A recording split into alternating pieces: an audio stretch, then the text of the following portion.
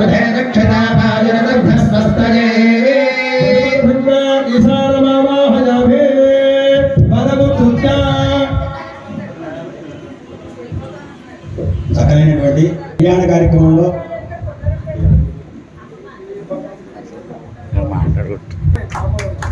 చక్కనైనటువంటి అతని విద్యా పారంగతాన్ని మనకందరికీ అందించి శంకరుని యొక్క స్వరూపాన్ని మనకందరికీ ద్యోతకం అయ్యే రకంగా చేశారు.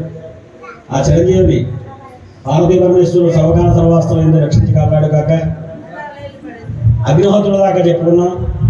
దక్షిణ దిగ్భాగాలకు అధిపతి యమధర్మరాజు. ఆయనకి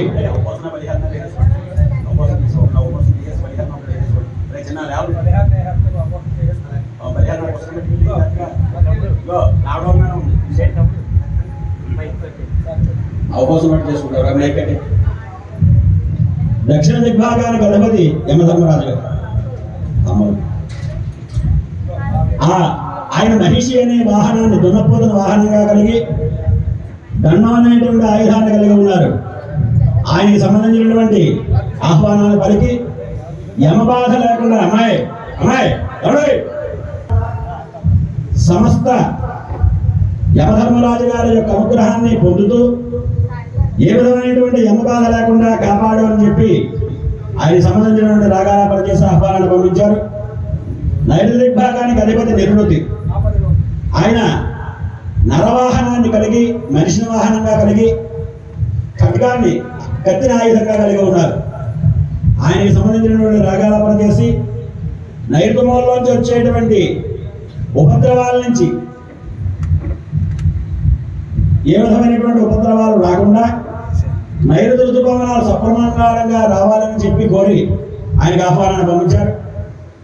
పశ్చిమ దిగ్భాగానికి అధిపతి వరుణమూర్తి.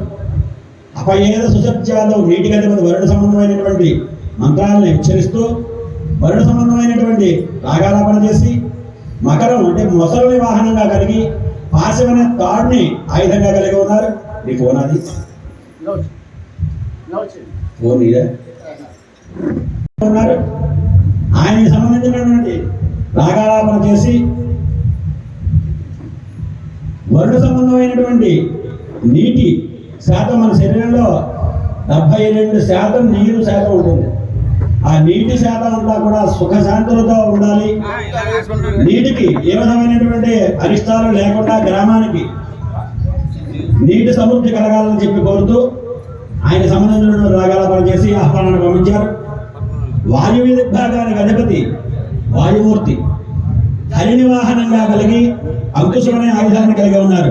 హరిణి అంటే లేడి, ప్రాణశక్తి, ప్రాణవాయువు. మనకి శరీరంలో 72,000 నాడీ వ్యవస్థ ఉంది. మన శరీరంలో 72,000 నాడీ వ్యవస్థకి కూడా ఆక్సిజన్ ప్రాణవాయువు సప్రమాణంగా అందాలని లేడి వాహనాన్ని కలిగి ఉన్నటువంటి అంకుశమనే ఆయుధాన్ని కలిగి ఉన్నటువంటి వాయుమూర్తికి చక్కగా ఆహ్వానాన్ని పలికి ఉత్తర దిగ్భాగానికి అధిపతి కుబేరుడు ధనాధిపతి. అశ్వవాహన ధనానికి ఏ విధమైనటువంటి లోటు లేకుండా చూడమని చెప్పి కోరి ఆయనకు ఆహ్వానాన్ని పంపించారు. ఈశాన్య దిగ్భాగానికి అధిపతి ఈశ్వరుడు శంకరుడు. మహామృత్యుంజయ స్వరూపం. మృత్యుంజయ స్తోత్రాన్ని లఘువుగా చెప్పించి ఒక కాలదీపం ఉంటుందని, అదే చివరిదాకా బండి దాకా ఉంటుంది. అది మహామృత్యుంజయ స్తోత్రం అంతా కొట్టించాలి. అసలు ధర్మంగా అయితే లఘువుగా చెప్పాడు. ఇది త్రివృత్తం 3 వృత్తాలు జరగాలి. కాలదీపం ఉంటుంది కాబట్టి నువ్వు ఇంకెక్కువసేపు కూర్చోలేదు కాబట్టి 3 వృత్తాలు జరగాలి. ఒక వృత్తం కూడా అప్ చేసాం చూడికి, అదే చూపించాలంటే మీకు శాస్త్రాలు. అలాంటి మహామృత్యుంజయ స్తోత్రంతో గ్రామం యావత్తు కూడా అపమృత్యు దోషాల నుంచి తొలగించి సాంగ శతవర్ష సుఖజీవనాన్ని కలిగించమని అర్ధనారీశ్వరుని కోరి ఆయనకు ఆహ్వానాన్ని పంపించారు. అప్పుడు ధ్వజ పతాకాన్ని ఎగరేస్తున్నారు. సాయం ప్రదోష సమయమైనటువంటి అవకాశ హోమ కార్యక్రమాన్ని చేస్తూ ఉన్నారు. చేసిన తర్వాత జగత్ కళ్యాణకర్తలు కళ్యాణ కార్యక్రమం జరుగుతుంది. అందరూ కూడా వెళ్ళి ఆ యొక్క అవకాశం పరిహరణ కార్యక్రమంలో పాల్గొని స్వామివారి ఒక్క ప్రదక్షిణం చేయండి. అందరూ కూడా ప్రదక్షిణం చేసుకొచ్చి కళ్యాణాన్ని తిలకించండి.